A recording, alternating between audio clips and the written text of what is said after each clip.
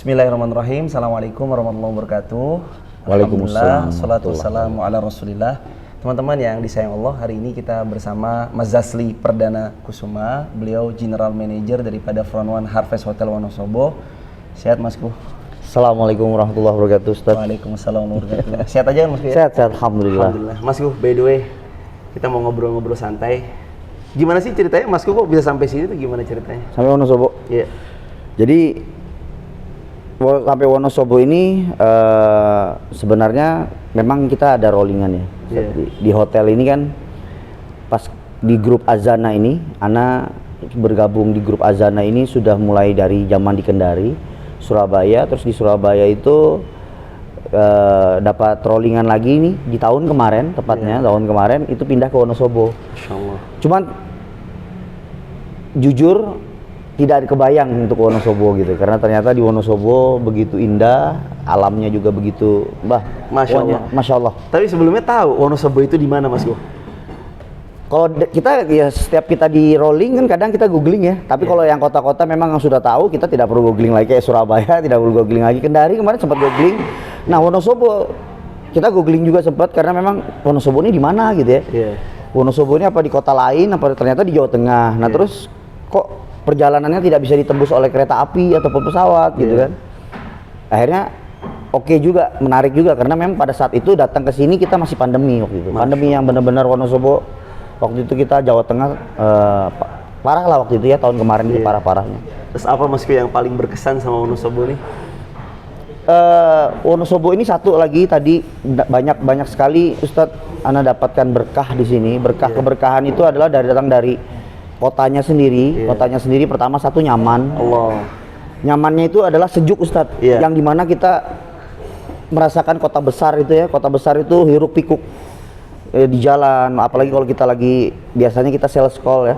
Tugas kita kadang datengin tamu-tamu ke kantor-kantor, kita berkunjung silaturahmi. Walaupun kita naik mobil, kita harus masuk tol, keluar tol dalam kota, itu kan panas Ustadz. Tapi di sini sangat beda gitu. Di sini pun juga siang hari ya siang, cuman tetap sejuk gitu Ustaz. Itulah mungkin pertama dari sisi daerahnya, tapi dari sisi keimanan, Allah, Masya Allah, apalagi ketemu Ustadz Irfan ini. Astagfirullah.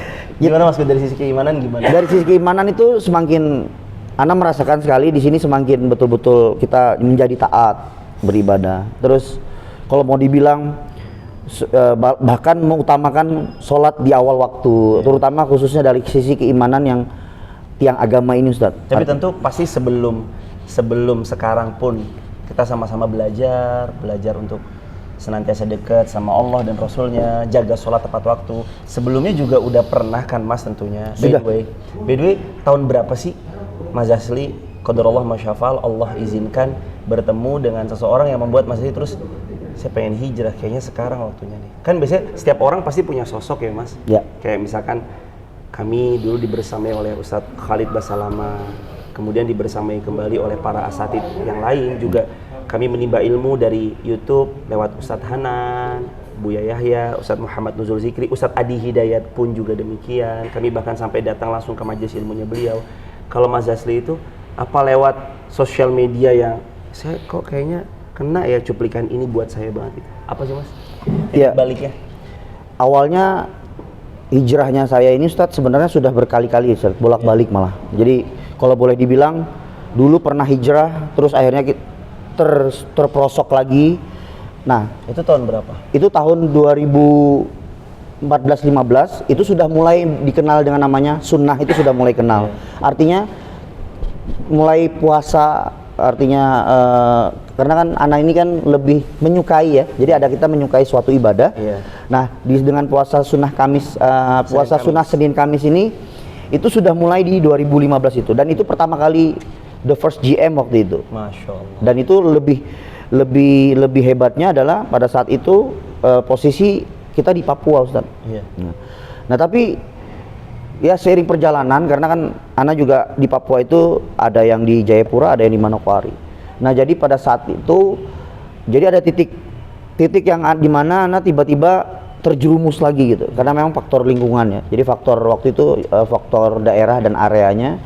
Jadi akhirnya terjerumus lagi, dalam arti terjerumus itu ya kembali ke duniawi gitu Ustaz. Nah Dan itu anehnya, tapi bukan aneh sebenarnya. Memang itu semua sudah qadarullah wa masyafa'al, memang jalannya seperti itu. Dan yang ketemu dengan titik benar-benar akhirnya hijrah total itu adalah pada saat masuk di Surabaya bahkan. Jadi kalau boleh lebih tepatnya 2 tahun yang lalu di Surabaya 2019 itu yang benar-benar yang sudah istiqomah lah. Kenapa? Karena kita belajar juga waktu itu ketemu, karena memang di Surabaya itu kan ada orang tua, ada adik juga. Jadi kita belajar sama-sama, ada di situ kajian sunnah yang dimana tapi tidak intens seperti di sini gitu, Ustaz. Gitu, Masya Allah. Alhamdulillahnya di sini itu kita bisa tiap hari. Karena memang apabila kita melakukan yang terus berulang dan itu tiap hari dan tidak boleh ditinggalkan, itu memang akan menjadi darah daging biasanya. Jadi habit dari darah daging akhirnya jadi kebiasaan yang memang kebiasaan baik yang berulang-ulang. Sama seperti kita melakukan kebiasaan buruk juga yang berulang-ulang, akhirnya menjadi karakter kita adalah seorang yang buruk gitu. Nah, alhamdulillahnya Wonosobo ini kita melakukan yang berulang-ulang yang dimana itu kebaikan, Ustaz. Jadi alhamdulillahnya, jadi dari semua lini kebaikan kita lakukan di sini. Alhamdulillah, fastabiqul khairat juga, dan itu semua juga mendapatkan ya pertolongan dari Allah juga dan izin Allah. Di sini memang betul-betul lebih sempurna lah, tapi tidak bisa mendekati sempurna karena memang sempurna milik Allah Azza wa Jalla. Iya sih Mas. Tapi kan by the way, jazakumullah banget. Tapi kadang sebagian orang itu ada yang menemukan jalan hijrahnya setelah sampai ke titik terendahnya. Ya. Misalkan ada kejadian hal yang membuat dia shock berat, dia koma, didatangin dalam mimpi, ditampakkan api neraka dan segala macamnya. Atau mungkin lewat hal-hal apa yang kalau secara personal Mas Zasri itu ngalamin hal kayak gitu? Nah, Ustaz, waktu itu titik terberatnya adalah pernah sempat jatuh, Ustaz. Jadi jatuh dalam kehidupan. Jadi semuanya jatuh, Ustaz. Jadi maksudnya jadi kayak kalau bahasa lebih ekstrimnya kayak jadi yang dulu itu kita punya apa-apa sampai tidak punya apa-apa dan kembali ke orang tua. Allah. Jadi waktu kita lagi di atas tersebut, ana lupa dengan orang tua. Jujur, maksudnya maaf, pernahlah kita berdosa juga kepada orang tua kita, khususnya buat ibu dan bapak di rumah, ya kan, di Surabaya. Banyak sekali memang kita ini durhaka dengan beliau. Jadi waktu yang kita sombong, Ustadz, akhirnya datang karena merasa punya posisi uang banyak waktu itu, jadi akhirnya melukai hati ibu bapak gitu, Ustadz. Dan dari situlah akhirnya anak kembali lagi ke jalan yang memang harus, karena memang tidak punya apa-apa waktu itu, Ustadz. Jadi betul-betul kalau bahasa ibu itu rombeng, datang itu ngerombeng. Jadi hanya punya baju, Ustadz. Padahal mau isi, maaf saya potong sedikit. Bukankah Mas itu termasuk general manager termuda yang pernah dicapai se-Indonesia, by the way? Nah, berarti kan itu udah ada di puncak posisi dalam karir dong. Kok bisa sampai ke titik nadir itu? Ke titik rendah itu maksudnya artinya tidak punya pekerjaan, Ustadz, waktu itu. Jadi akhirnya tidak punya pekerjaan, sempat jobless, jadi tidak punya uang. Yang lucunya itu adalah, dan yakin bahwa ternyata pekerjaan barokah dengan tidak barokah itu di situ lah. Tidak barokah belum tentu juga lokasinya, tapi karena kita durhaka kepada ibu kita. Jadi semua itu kayaknya tidak ada nilainya, Ustadz. Jadi dulu jujur memang betul Ana sempat menjabat dan mendapatkan predikat GM termuda waktu itu, umur 29 tahun, menjabat jadi General Manager pertama waktu itu di Papua. Cuman semua itu hanya duniawi yang kita kejar. Jadi duniawi saja yang dikejar, terus akhirnya lupa daratan, sampai bahkan orang tua pun kita durhakai waktu itu. Dan bahkan ya banyak hal lah, banyak keluarga juga termasuk istri juga banyak yang akhirnya kita zolimi. Jadi disitulah tidak berkahnya hidup Ana waktu itu, dan akhirnya Allah tarik semua, Ustaz. Allah tarik, Allah habiskan. Disitulah pelajaran yang berharga bahwa Allah akan habiskan sekejap. Kalau cuman hanya posisi, cuman hanya uang yang seberapa besar sih uang, kita toh juga karyawan gitu ya. Itu pun ditarik sama, dan itu ditunjukkan nyata di dalam kehidupan Ana waktu itu, Ustaz. Artinya apa? Datang tidak punya apa-apa. Sampai ibu bilang bingung, kamu nggak punya apa-apa. Akhirnya uang waktu itu coba melamar lagi pekerjaan dengan uang 5.000 itu minta sama ibu lagi Ustaz waktu itu. Seperti itu. Terus sekarang sampai di titik ini, apa yang paling Mas syukuri? Bisa sampai di titik ini, Mas atas pertolongan Allah selalu menjaga sholat subuh berjamaah sampai syuruk. Qadarullah masyafal juga Mas menjadi penyambung daripada biasanya teman-teman yang bertanya lewat kolom komentar di YouTube. Terus kemudian Mas selalu mengejar panen pahala haji umroh sempurna dengan subuh syuruk itu tanpa pernah skip, kecuali kalau pas Mas lagi pulang aja ke Surabaya. Apa yang paling Mas syukurin hari ini? Ya, yang paling hal yang ana syukuri Ustadz itu adalah titik keimanan yang memang betul-betul ana rasakan di sini Ustadz. Artinya keimanan itu tidak lagi yang setengah-setengah seperti dulu. Ternyata waktu hijrah yang di awal itu kita masih keluar dari kayak pengakuan saja, minta pengakuan dari orang lain. Nah, disinilah merasakan bahwa tidak perlu kita pengakuan dari manusia, tapi di sini merasakan benar-benar apa dan arti ibadah itu sesungguhnya itu di sini Ustaz. Jadi melakukannya itu secara otomatis memang, tanpa ada melakukan cuman karena saya pengen terlihat hijrah. Di sini tuh semua yang ana dapatkan Ustaz. Jadi contoh nih, kayak sholat subuh itu bukan berarti lagi adalah gaya untuk dilihat karyawan. Kalau dulu kan kayak gitu, gaya dilihat karyawan. Tapi kalau sekarang memang kalau tidak sholat subuh itu rasanya aduh sedih banget Ustaz. Terlambat aja. Akhirnya untungnya Nabi Muhammad SAW mencontohkan bahwa kalau misalnya beliau lagi terlambat, langsung beliau bersegera. Ana pernah waktu itu, jadi betul-betul waktu keluar dari, waktu cuti kemarin ada sedikit terlambat dan itu sudah masuk jam 6 gitu Ustaz. Tapi ana ingat Rasulullah pernah mencontohkan, akhirnya langsung ana sholat subuh. Jadi sampai sebegitunya gitu, saking takutnya bahwa ketinggalan sholat subuh Ustaz. Nah, jadi itu sekarang yang dirasakan beda dengan waktu hijrah awal-awal itu. Jadi betul-betul hijrah awal-awal itu adalah hijrah-hijrah ya cuman hanya terlihat dan dinilai oleh manusia. Di sekolah yang saat ini alhamdulillah, makanya ana buang jauh-jauh, makanya ana minta juga pertolongan kepada Allah, semoga Allah berikan bisa melakukan istiqomah dalam hal ibadah ini dan betul-betul semua hanya karena minta ridha Allah aja. Setelah hijrah ini ada nggak sih Mas ujian-ujian yang datang, dalam artian mungkin cemoohan dari orang, nggak tahu ya dulunya lu kayak apa, misalkan kayak gitu? Oh ada Ustaz, ada. Jadi bahkan ada yang karena memang mereka mengikutin jalan ceritanya kehidupan ana, jadi sampai bahkan orang itu tahu bahwa memang pernah hijrah, tempat jadi ini lagi, terus hijrah lagi, sampai mempertanyakan ini benar nggak gitu. Tapi jujur hijrah dengan yang sekarang ini betul-betul yang mungkin mereka bisa melihat, tapi bukan berarti juga ini adalah sebagai tanda Ustaz. Cuman dulu tuh hijrahnya ana tidak yang sempurna ini sampai akhirnya sekarang punya jenggot gitu. Dulu tuh belum punya jenggot, biasa aja. Dulu masih menggunakan jeans. Sekarang tuh alhamdulillahnya di rumah sudah tidak ada jeans, sudah dibuang. Bukan dibuang tapi dikasihkan kepada orang gitu ya. Allah. Sekarang betul-betul kain, celana kain, terus betul-betul yang kita mengerti dalilnya bahwa yang kalau isbal itu seperti apa kita di neraka nanti gitu ya, di akhirat nanti gitu, kita malah dicuekin kan, dicuekin, dicampakkan bahwa kita nah jadi sekarang ini yang betul-betul dulu hijrahnya karena memang ngikutin tren dan pengen dilihat bahwa ya saya sudah berubah, tapi lebih ke dalamnya mengerti dalil ataupun mengerti hadis-hadis, walaupun sekarang pun juga masih belajar Ustadz ya, jadi murojaahnya masih belum yang otomatis ditanya langsung bisa jawab ini hadis apa dan dalil apa, masih tapi kalau sambil diingatkan kita ingat gitu, oh ya ini yang ini ya gitu, oh ini hadis haji umroh sempurna, oh ini hadis yang kadang misalkan Ustadz sambil tes kita bertanya itu kadang sambil membantu juga memurojaah, cuman kalau hafal sekali itu masih belum, masih dibantu dengan tuntunan kitab. Masya Allah.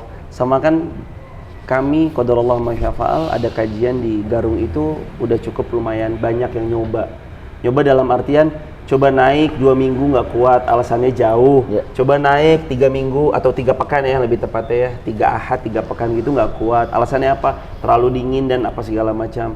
Apa sih yang membuat Mas Duro, Mas Zaki, Mas Gio, Mas Maula dan mudah-mudahan semuanya nanti perlahan juga ikut.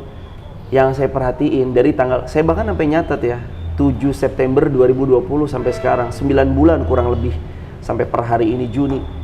apa sih yang membuat Mas tetap semangat banget? Padahal jarak jauh ya. Mas tinggal di kota, ke Garung itu more or less sekitar 9 sampai 10-an kilometer.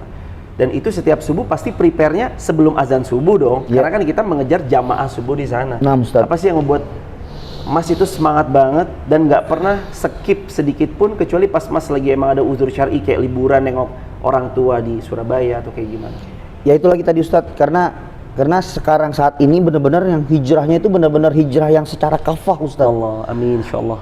Jadi secara kafah itu apa? Artinya sekarang ini kita sudah mengerti arti keutamaan sholat subuh. Artinya dan kita sudah mengerti hadis-hadis sahih yang Bukhari yang bahwa atau hadis Ahmad yang mengenai sholat subuh. Kalau istilahnya kalau mereka para yang munafik itu mengetahui keutamaan sholat subuh mereka akan datang. Iya, walaupun secara merangkak Ustaz. Merangkak Allah. Jadi kita yang punya difasilitasi mobil, kenapa nggak kita gunakan itu gitu. Makanya akhirnya Ana juga tidak mau hijrah sendiri, makanya ajak Mas Duro, ajak Mas Gio. Itu juga di awal-awal pertama kali kita kenal dengan Mas Gio di PB, langsung karena nanti kalau dengan adanya teman kita tuh saling semangat menyemangatin gitu Ustaz. Karena kan pada satu titik itu kadang kita bisa down. Iya. Tapi kalau ada teman yang menyemangatin kan rasanya beda. Dan itu pun juga Ana rasakan kalau lagi cuti itu Ustaz. Jadi benar-benar yang walaupun ya kita bersemangat di grup beda lah dengan yang kita di sini. Makanya kadang Ana ini juga takut juga kalau seandainya nanti ini dipindah ataupun di rolling gitu kan. Sebenarnya sudah sangat mencintai sekali Wonosobo. Kenapa?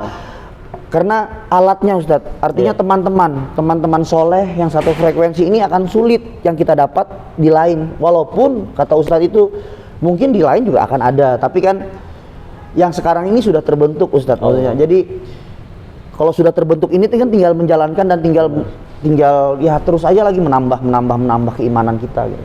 Rasul pesen banget tentang hal itu ya Mas. Circle, kalau bahasa anak kekiniannya itu circle. Kalau bahasa kita ya pertemanan, lingkar pertemanan kita itu siapa, yaitu mencerminkan nanti gambaran agama kita. Nabi sampai bilang gini, unzur, lihat kalian semua, almar'u ala dini khalilih falyanzur ahadukum man yukhalil. Seseorang itu tergantung agama teman dekatnya, maka lihat dengan siapa engkau berteman dekat. Mas, by the way, kalau circle itu penting banget. Sekarang ketika Mas udah nemuin, apa yang paling Mas harapkan dari teman-teman yang sekarang udah membersamai Mas? Gelombangnya lebih besar atau apa nih yang Mas harapin dari teman-teman yang udah Mas bersamain ini? Harapan sih ya dengan adanya kita mempunyai circle seperti ini, itu kita buat semakin besar dan ini mungkin sudah mulai kita coba ciptakan Ustadz, apalagi dengan Masya Allah Ustadz mempunyai keinginan mempunyai masjid sendiri dan kita mempunyai sekolah sendiri. Itu mungkin akan menjadi bola salju aruhnya itu sangat besar nanti Ustadz di Wonosobo. Makanya Ana dengan adanya itu jujur sampai titik ini tuh sampai berapa kali tuh terbawa mimpi Ustadz. Maksudnya kalau misalkan boleh diizinkan Allah gitu kita tinggal di sini dan juga seandainya kita mempunyai jodoh dan rezeki di sini tuh istilahnya tuh mending di sinilah gitu. Nancep gitu Ustaz, nancep ya sampai Allah memanggil lah gitu, sampai umur kita nabat yang Nabi bilang nancepnya itu mansabata nabat, siapa yang konsisten menancap di satu titik dia akan Allah izinkan tumbuh istiqomahnya, tumbuh keimanannya. Mas Asli, tapi by the way Mas Asli kira-kira nih yakin nggak tetap bakal istiqomah sampai nanti dipanggil oleh Allah Subhanahu wa Ta'ala? Yakin nggak kalau Mas Asli bakal tetap begini terus istiqomah sampai nanti Allah panggil? Ya makanya dari itu Ustaz, kita ini kan sebagai manusia kita tetap harus selalu berdoa Ustaz, minta tolong kepada Allah bahwa kita selalu dijaga, selalu yang tadi Ustaz kadang ajarkan, selalu kita berdoa untuk selalu istiqomah agar diwafatkan husnul khotimah. Itu selalu Ana doakan, Ana berdoa untuk diri sendiri. Tapi kalau masalah yakin, Ana serahkan kepada Allah dan Ana sih sangat yakin bahwa dari chapter dari sini untuk selanjutnya alhamdulillah jadi akhirnya bukan karena waktu di Wonosobo atau bukan karena Ustadz Irfan Nisyaas Ana berubah gitu. Nanti jangan sampai seperti hijrah yang lalu. Karena hijrah yang lalu tadi contoh Ana cuma belajar dari YouTube dan alhamdulillahnya belajar yang langsung seperti ini langsung dengan orang yang talaki begini ya dengan Ustadz Irfan. Kalau yang lainnya tuh kita juga pernah sempat yang di Surabaya yang anak cerita, tapi kan kita tidak lama ya, dan itu juga seminggu sekali. Ustadznya pun berganti-ganti ya, jadi ustadznya ada ustadz giliran gitu seperti Jumat. Cuman kalau yang sekarang ini kan bukan berarti kita juga memfavoritkan atau mengagungkan banget Ustadz Irfan, tidak. Cuman Ana mau coba seperti yang Rasulullah SAW ajarkan, bahwa ya talaki tadi Ustadz, artinya belajar dengan satu guru sampai memang selesai, dan belajarnya pun juga berdasarkan kitab gitu. Jadi kitab itu selesai gitu. Kalau analogi juga kayak fitness, Mas.